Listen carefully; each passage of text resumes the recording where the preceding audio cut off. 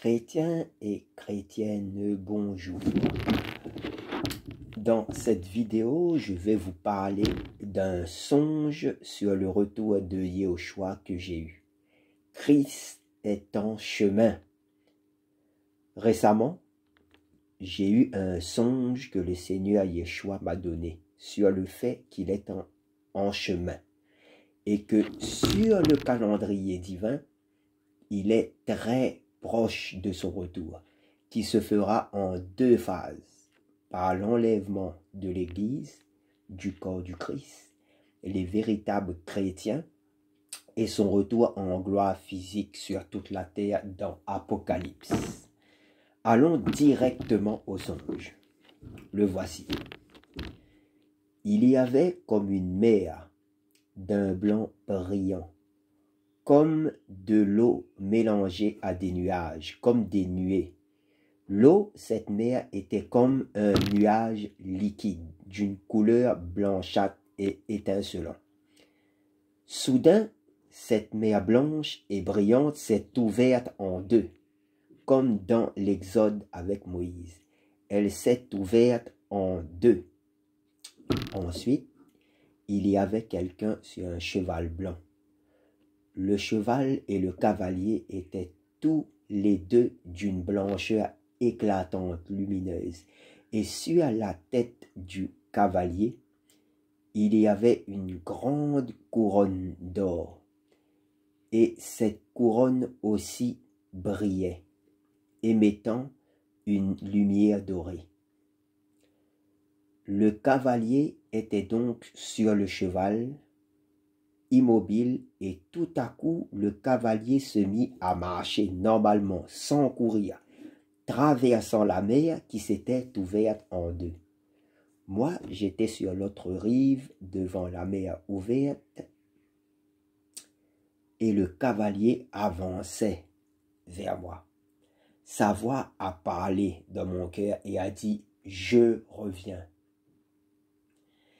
Quand le cavalier est arrivé à la moitié du chemin, je me suis réveillé avec en tête cette phrase « Je reviens ». Voilà le songe et je pense que ce message est clair. Le Seigneur est en chemin et il ne reste plus beaucoup de temps sur l'échelle d'Élohim, de Dieu, du Seigneur, pour qu'il revienne. Analysons le songe. Quand je dis qu'il ne reste plus beaucoup de temps en rapport avec l'imminence du retour du Seigneur, je parle bien du temps du Seigneur, de son calendrier, et pas du temps de l'homme, car beaucoup donnent des dates sur le retour du Christ alors que ce n'est pas biblique. Le Seigneur n'a donné aucune date à son retour. Seul le Père le sait. Et n'oublions pas que pour le Seigneur, un jour est comme 1000 ans, différent du calendrier de l'homme. Matthieu 24, 36 nous dit, « Mais quant à ces jours-là et à l'heure, personne ne les connaît, ni les anges des cieux, mais mon Père seul. » Et en Acte 1, verset 7, ce n'est pas à vous de connaître les temps ou les moments que le Père a fixés de sa propre autorité. Donc, tous ceux qui donnent des dates, jours, années, mois sur le retour du Christ, à cela, je vous dis, fuyez. Fuyez, car ce n'est pas du tout biblique. Personne ne connaît la date du retour. Le Seigneur annonce ici l'imminence de son retour, que nous sommes dans la fin. Dans ce songe, le cavalier avait fait la moitié du chemin en quelques dixièmes de seconde. Ça veut dire que les choses vont de plus en plus s'accélérer. Le temps va passer de plus en plus rapidement. Nous annonçons bien l'imminence de son retour. Tout songe doit toujours avoir un rapport direct avec la parole de Dieu, la parole d'Élohim. Ici, la mer s'ouvre en deux, c'est biblique, ça rappelle l'exode de Moïse et des Hébreux. Ça nous annonce notre délivrance. La mer du temps de Moïse, quand il s'est ouverte en deux, a annoncé la délivrance du peuple hébreu. Et là, dans ce songe, ça annonce notre délivrance prochaine. Le cavalier sur un cheval blanc avec une couronne sur la tête, c'est biblique. Voir le retour du Seigneur Yahushua dans Apocalypse. Donc le songe parle bien de son retour. Et en plus, cette lumière blanche, brillante, c'est bien Yeshua, Hamashiach, Jésus-Christ, avec la couronne d'or, diadéma, la couronne du Seigneur, alléluia, couronne d'autorité suprême. Le message « Je reviens » confirme bien son retour, où dans Apocalypse 22, 20, il est dit « Celui qui atteste ces choses dit « Oui, je viens bientôt, soudainement. Amen, viens Seigneur Yeshua. » Le message donc ici est bien l'imminence du retour de Yeshua sur le calendrier divin. Donc l'enlèvement de l'Église est proche, très proche. Une grande vérité. Ce monde se dirige tout droit vers la dernière semaine de Daniel, qui est, selon la parole de Elohim, une dernière période de 7 années où il y aura une terrible tribulation sur toute la terre. Et à la fin, le Seigneur reviendra du ciel sur la terre avec son épouse, les saints de l'ancienne et de la nouvelle alliance, son église, son ecclésia, pour régner pendant 1000 ans et ensuite on entre dans l'éternité glorieuse. Nous sommes dans la dispensation de l'Église, la période de la grâce où quiconque accepte le Seigneur Jésus-Christ comme sauveur et Seigneur sera sauvé. En naissant d'en haut dans l'esprit, nous sommes à la fin de la dispensation de la grâce et bientôt tous les chrétiens véritables seront enlevés de cette terre pour le ciel juste avant que commencent les derniers 7 années de l'humanité. Tel qu'on le connaît maintenant, car les saints du Seigneur ne sont pas destinés à la colère, à ces 7 années, mais à l'acquisition du salut par notre Seigneur Yahushua Mashiach, Jésus-Christ. Tant que l'Église sera sur la terre, la terrible tribulation ne pourra pas commencer, ni l'Antichrist ne peut pas encore paraître. Dès que les saints seront enlevés, commencera les 7 années de la fin de ce monde, où les jugements vont aller en augmentant. Ce sera terrible, lié à l'Apocalypse, car ce sera la pire période que l'humanité n'avait jamais connue et qu'elle ne connaîtra plus jamais. Car en cette période, l'Antichrist, fils du diable, sera au pouvoir et il va faire la guerre aux saints, à ceux qui ont raté l'enlèvement à cause de l'attrait de ce monde et ceux qui se convertiront en Christ pendant la grande épreuve. Il y aura aussi les 2 témoins de l'Apocalypse. Et il est dit qu'il va vaincre les saints.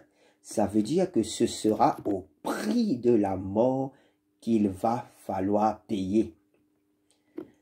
Ce ne sera plus comme dans la période de la grâce actuelle du temps de l'Église, car cette période sera finie à l'enlèvement de l'Église. C'est une période où le mal est retenu, car l'Église est le sel et la lumière sur la terre. Quand l'Église sera enlevée, le mal va se déchaîner. Dieu est miséricordieux et va sauver beaucoup de monde durant cette période, pendant la grande tribulation, pendant la grande épreuve. Comme le livre de l'Apocalypse nous le montre, avec la grande foule de sauvés, mais sauvés au prix de la mort pour beaucoup. il est écrit que le mystère de l'iniquité est déjà à l'œuvre. C'est-à-dire que tout ce qui va se passer pendant la grande épreuve de ces temps est déjà à l'œuvre dans notre époque de la grâce. Et ça va aller en s'amplifiant jusqu'à l'enlèvement. Ce monde ne va pas aller mieux. Il va aller de plus en plus dans la dégradation. Et ça dans tous les domaines. Ce monde va se dégrader continuellement à tous les niveaux. Au niveau politique, au niveau financier, au niveau religieux et au niveau climatique. De plus en plus de tremblements de terre nous voyons. Des volcans inactifs qui se réveillent partout dans le monde. Des inondations partout dans le monde. On voit des villes carrément sous l'eau. On a aussi des tempêtes terribles, etc., etc. Il suffit de regarder l'actualité climatique. Même les scientifiques sont étonnés de voir autant de catastrophes naturelles, que je mets en parenthèse. Autant de catastrophes naturelles, mais nous, les chrétiens, savons que ce sont des signes divins annonciateurs d'un grand changement qui vient sur ce monde. Le retour du Seigneur qui va reprendre le règne de tout, car le règne de l'homme et du diable a totalement échoué. Nous, les chrétiens, nous attendons le retour du Seigneur. Et même si le Seigneur tarde un peu, comme il est dit dans 2 Pierre 3, versets 8 à 9,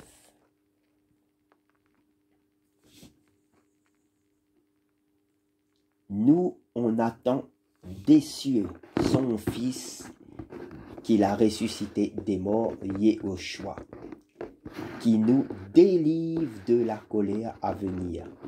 Alléluia. Oui, nous attendons que le Seigneur Yeshua vienne nous enlever avant la terrible tribulation. C'est là notre bienheureuse espérance pour le chrétien, qui nous est dit dans Tite. Même si quelqu'un meurt avant l'enlèvement, c'est bon pour lui, car il va directement dans la gloire avec le Seigneur. Et tout est fini. Le salut pour lui est direct, confirmé. Et il est déjà dans le royaume de Dieu. Il aura juste à attendre l'enlèvement de l'Église pour qu'il revêtisse son corps de résurrection glorifié. Alléluia. Car c'est à l'enlèvement de l'Église que les saints morts et vivants revêtiront leur corps de gloire incorruptible.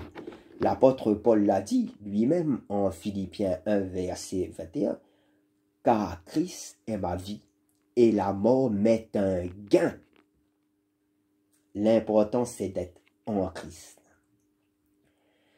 Beaucoup disent que le Seigneur tarde à venir nous chercher, mais 2 Pierre 3, verset 8 à 9, comme on l'a vu, nous dit, « Mais il est une chose, bien-aimée, que vous ne devez pas ignorer, c'est que devant le Seigneur, un jour est comme 1000 ans, et 1000 ans sont comme un jour. Le Seigneur ne tarde pas dans l'accomplissement de la promesse, comme quelques-uns le croient, mais il use de patience envers nous, envers vous, ne voulant qu'aucun périsse, mais voulant que tous arrivent à la repentance. » Notre Seigneur est bon.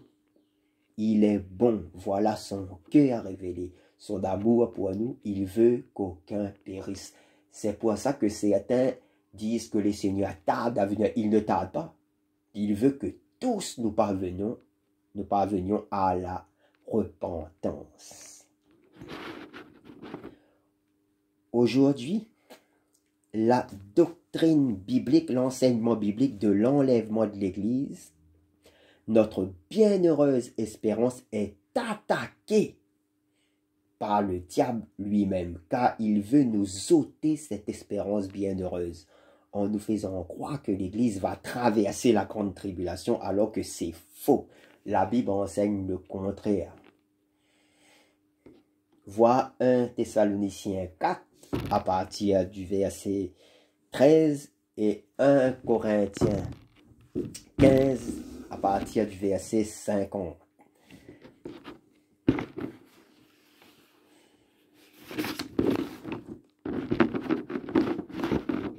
Et j'avais fait une vidéo aussi sur l'enlèvement de l'Église que je vous invite à visionner pour mieux comprendre la situation. Beaucoup de personnes, même des pasteurs, des anciens de l'Église, ne croient plus à l'enlèvement. C'est terrible. On est d'une époque terrible. Même ceux qui enseignent, les enseignants de Dieu, des pasteurs, des docteurs, il y en a, au début, ils croyaient en l'enlèvement, mais aujourd'hui, ils ne croient plus. Parce que Satan, ils ont perdu cette bienheureuse espérance. L'ennemi est rusé. L'ennemi est rusé. Il attaque le chrétien pour le détourner du vrai. Faisons attention. Restons solidement ancrés dans la vérité, car au nom puissant de Yeshua Mashiach, Jésus-Christ, il nous gardera. Par contre, le Seigneur n'a jamais donné, comme je l'ai dit, de date de son retour. Je le précise bien, il n'y a pas de date. Nous sommes sous la grâce dans le temps de l'Église, depuis la Pentecôte. Invoquez le nom du Seigneur Jésus-Christ et il vous répondra. Quiconque invoque son nom sera sauvé. Il vous lavera de tout péché dans son sang, qui est la puissance de résurrection. Et vous allez naître d'en haut, d'eau, parole et d'esprit, et allez devenir une nouvelle créature en Christ où toutes choses anciennes ont disparu. Venez au Seigneur pendant qu'il est proche, pendant cette grâce qui nous est offerte gratuitement, et vous aurez la vie éternelle. Acceptez Yeshua, Jésus-Christ, comme Sauveur et Seigneur, car il est celui qui a créé les cieux et la terre. Et il veut vous offrir le royaume de paix et de gloire éternelle. Un royaume qui dépasse de loin tout ce qu'on peut imaginer. Paul a vu des choses et entendu des choses quand il fut ravi dans le ciel. Il est interdit de prononcer sur la terre. Ça veut dire qu'il existe des choses qu'on n'a jamais vues ni entendues. C'est extraordinaire.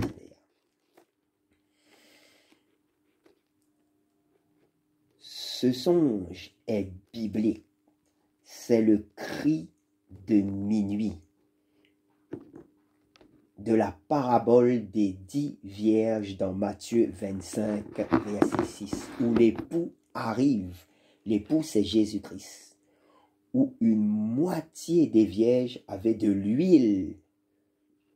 Ça veut dire avoir le Saint-Esprit en eux. Donc, ils avaient de l'huile dans leur lampe.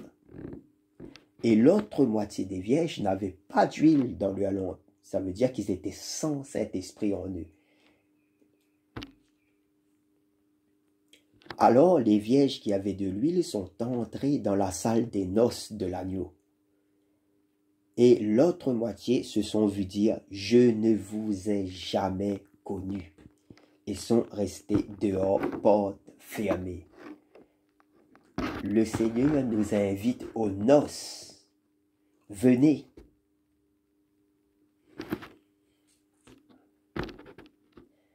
Beaucoup de frères et sœurs en ce moment ont des songes, des prophéties annonçant le retour imminent de Christ.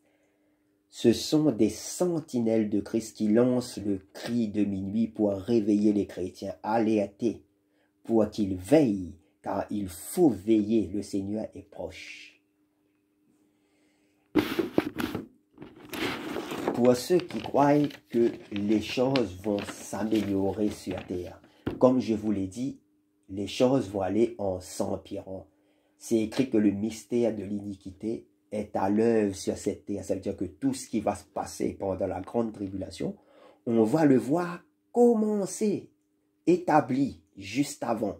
Ça veut dire que tout ce qui se passera pendant la grande tribulation, on le verra se passer bien avant, mais d'une manière pas encore amplifiée. Et ça va se passer, comme je vous l'ai dit, sur tous les plans politiques, climatiques, tous les plans sur le plan humain. Sur le plan humain, regardons ce que nous avons en 2 Timothée 3. Lisons ces versets.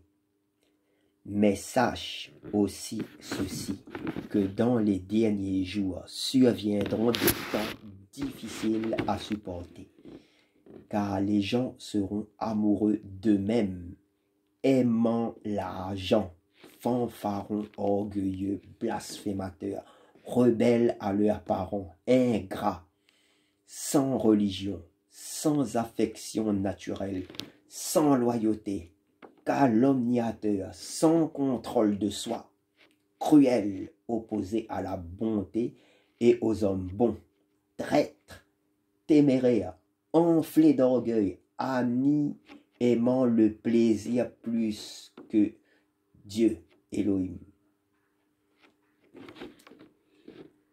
ayant l'apparence de la piété, mais ayant renié sa puissance. Éloigne-toi aussi de ces gens-là, car d'entre eux sont issus ceux qui se glissent dans les maisons et qui emmènent captives de petites femmes, chargées de péchés et guidées par toutes sortes de désirs, qui apprennent toujours et qui ne peuvent jamais venir à la connaissance précise et correcte de la vérité.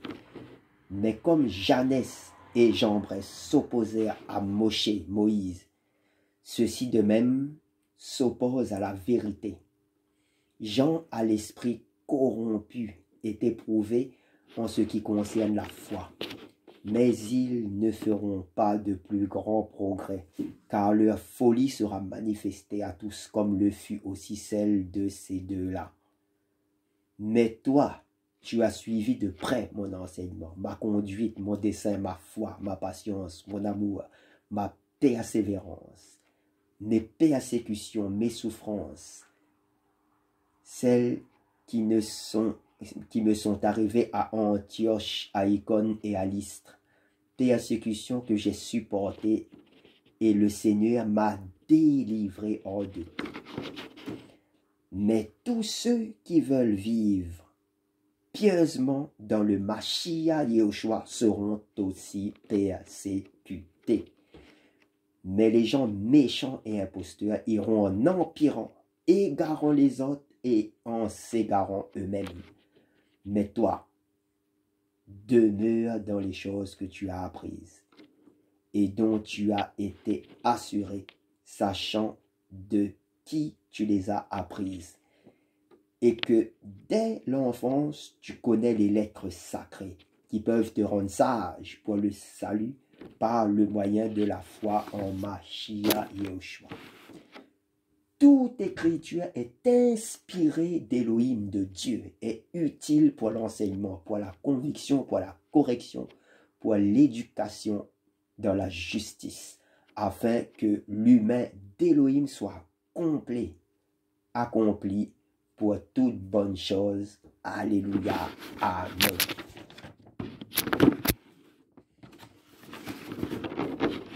Que vous soyez bénis en Yehoshua HaMashiach. Le Seigneur est proche. Je lance le cri de minuit,